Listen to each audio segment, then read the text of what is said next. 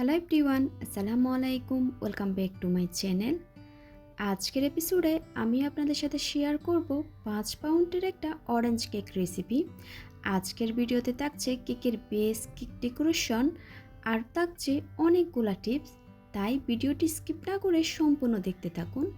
প্রথমে আমি কেকের বেস তৈরি করে নিব। তার জন্য শুকনো উপকরণ ছেলে নিব। চালনিতে দিয়ে দিচ্ছি আমি 1.5 কাপ পরিমাণ ময়দা। আমি 6টা ডিম দিয়ে একটা স্পঞ্জ কেক তৈরি করে আপনাদেরকে দেখিয়ে দিচ্ছি। আরও দিয়ে দিচ্ছি 3 টেবিল চামচ পরিমাণ কর্নফ্লাওয়ার। কর্নফ্লাওয়ারটা কেন দেওয়া হয় আমি একটু পরে বলছি। 1 চা চামচ পরিমাণ দিয়ে দিচ্ছি বেকিং পাউডার আর 1/8 টিস্পুন পরিমাণ বেকিং সোডা দিয়ে দিয়েছি। 1 চিমটি পরিমাণ লবণ দিয়েছি। এবার শুকনো উপকরণটা খুব ভালো মতো করে চেলে নিচ্ছি। শুকনো উপকরণ চেলে নেওয়া হয়ে গেলে একটা হ্যান্ড হুইক্সের সাহায্যে আলতো হাতে খুব ভালো মতো করে মিশিয়ে নিচ্ছি। এটা কিন্তু খুবই ইম্পর্ট্যান্ট, শুকনো উপকরণটা খুব ভালো মতো করে মিশাতে হবে। এবার এক পাশে ঢেকে রেখে দিচ্ছি। অন্য একটা পাত্রে রুমের স্বাভাবিক তাপমাত্রায় 6টা ডিম নিয়ে নিয়েছি। আমি কুসুম আর সাদা অংশ আলাদা করি নাই। আপনারা চাইলে এভাবেও বিট করতে পারেন। আমি 1 কাপ পরিমাণ চিনি দিয়ে দিচ্ছি, আর চিনিটা আমি একবারে দিব না, অল্প অল্প চিনি দিয়ে ইলেকট্রিক বিটারের সাহায্যে মিডিয়াম স্পিডে বিট করে নিচ্ছি। আপনারা চাইলে কুসুম আর সাদা অংশ আলাদা করে বিট করতে পারেন। আমি অল্প পরিমাণ চিনি দিয়ে আবারও বিট করে নিচ্ছি। কিছুক্ষণ বিট করার পর দেখবেন এরকম সাদা একটা ফোমে পরিণত হয়ে আসবে। এখনও কিন্তু বিট করা হয় নাই। এবার বাকি চিনিটুকু আমি দিয়ে দিব। এভাবে করে যদি আপনারা চিনিটা অ্যাড করেন তাহলে খুব ভালো মতো করে চিনিটা মেল্ট হয়ে যায়। অনেকে বলে থাকেন চিনিটা গলে যায় না, ডিমের ফোমটা তাড়াতাড়ি হয়। তারা চাইলে এভাবে করে চিনিটা অ্যাড করতে পারেন। আমার এটা বিট করতে 7 থেকে 8 মিনিট মতো সময় লেগেছিল। এবার একটা আমি সংখ্যা লিখে নিচ্ছি। সংখ্যাটা যদি সাথে সাথে মুছে যায় তাহলে আরেকটু বিট করতে হবে। এবার রান্নার রেগুলার তেল দিয়ে দিচ্ছি 3 টেবিল চামচ পরিমাণ। আপনারা চাইলে গলানো বাটারও দিতে পারেন। আমি এটা অরেঞ্জ কেক তৈরি করছি, তার জন্য 1.5 চা চামচ পরিমাণ অরেঞ্জ ইমালশন দিয়ে দিলাম। কয়েক ফোঁটা ফুড কালার দিয়ে দিচ্ছি। আপনারা চাইলে ফুড কালারটা স্কিপ করতে পারেন। আবারও লো স্পিডে দিয়ে আমি 10 থেকে 15 সেকেন্ড পর্যন্ত বিট করে নিচ্ছি। এটা কিন্তু ওভারবিট করা যাবে না, ওভারবিট করলে ডিমের ফোমটা কিন্তু বসে যাবে। হয়ে গেছে, এবার বিটারটা আমি সরিয়ে নিচ্ছি। আগে থেকে চেলে রাখা শুকনো উপকরণগুলো আরেকবার চেলে দিয়ে দিচ্ছি। আমি শুকনো উপকরণটা 2 থেকে 3 বার চেলে দিয়ে দিই। এবার একটা হ্যান্ড হুইক্সের সাহায্যে খুব আলতো হাতে ফোল্ড করে করে মিশিয়ে নিচ্ছি। এই মেশানোর কাজটা কিন্তু খুব ইম্পর্ট্যান্ট। আপনারা কিন্তু উল্টাপাল্টা করে মেশাতে গেলে ডিমের ফোমটা বসে যায়। অনেক সময় কেকটা বেক হয়ে যাওয়ার পর অনেক বেশি ফুলে আবার চুপসেও যায়। প্রথম ধাপে শুকনো উপকরণটা খুব ভালো মতো করে মিশে গেলে আমি দ্বিতীয় ধাপে শুকনো উপকরণগুলো অ্যাড করে দিচ্ছি। এবার বলি কর্নফ্লাওয়ারটা কেন দেওয়া হয়। সাধারণত আমাদের দেশে যেসব ময়দা পাওয়া যায় সেগুলো অনেক বেশি স্ট্রং হয়ে থাকে। কেক বানালে কেক শক্ত হয়ে যায়, তাই আমরা ময়দাটাকে উইক করার জন্য কর্নফ্লাওয়ার ব্যবহার করে থাকি। আমি কেকটা আরও বেশি সফট হওয়ার জন্য 1 টেবিল চামচ পরিমাণ পানি দিয়ে দিয়েছি। এটা কিন্তু গরম পানি। কেক তৈরি করার সময় কিন্তু আপনাদেরকে এই ছোট ছোট টিপসগুলো অবশ্যই মনে রাখতে হবে। এই পর্যায়ে আমি ইলেকট্রিক ওভেনটা প্রিহিট করতে দিয়ে দিয়েছি 10 মিনিটের জন্য 160 ডিগ্রিতে।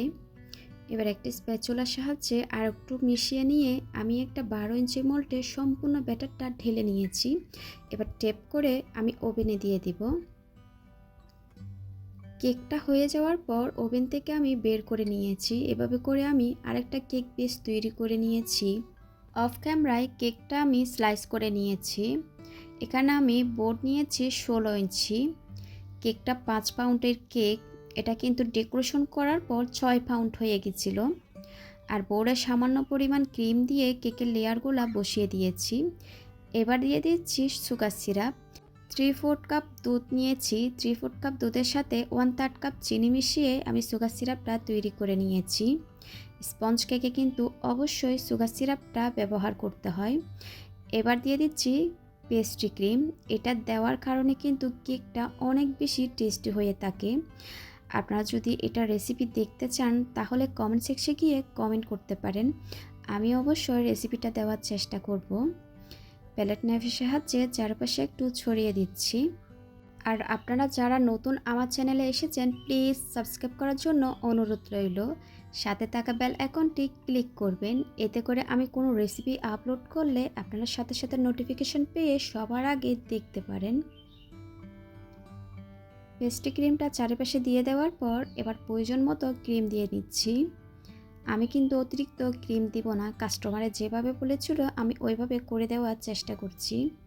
অনেক আপু প্রশ্ন করেছিলেন স্পঞ্জ কেকের রেসিপি ছাড়া ময়েস্ট কেকের রেসিপি দেওয়ার জন্য। আমার চ্যানেলে কিন্তু অলরেডি ময়েস্ট কেকের রেসিপি দেওয়া আছে, আপনারা চাইলে সেখান থেকে আপনাদের পছন্দ অনুযায়ী দেখে নিতে পারেন। আর যারা নতুন কাজ করছেন তাদের জন্য কিন্তু পারফেক্ট স্পঞ্জ কেকের রেসিপি দেওয়া আছে, চাইলেও সেটাও দেখে নিতে পারেন।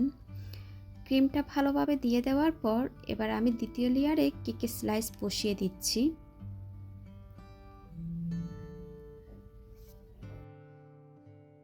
কেকের স্লাইস বসিয়ে দেওয়ার পর আবারও আমি সুগার সিরাপ দিয়ে নিচ্ছি।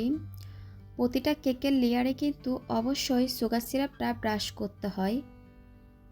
আবারও আমি পেস্ট্রি ক্রিম দিয়ে নিচ্ছি। এই পেস্ট্রি ক্রিম দেওয়ার কারণে কিন্তু মাশাআল্লাহ কেকটা কিন্তু খেতে অসাধারণ হয়ে থাকে। এবার চারিপাশে একটু ছড়িয়ে নিচ্ছি। চারিপাশে ছড়িয়ে দেওয়ার পর এবার কেকটাকে আমি খুব ভালো মতো করে ক্রাম কোটিং করে নিব।